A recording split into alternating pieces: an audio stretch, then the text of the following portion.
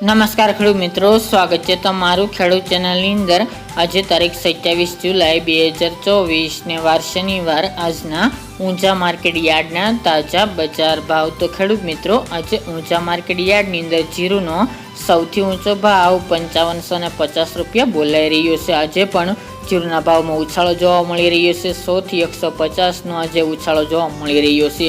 તો ચાલો ખેડૂત મિત્રો, આપણે જાણી લઈએ કે આજે રાયડો, જીરું અને અજમાના ભાવ શું ચાલી રહ્યા હતા।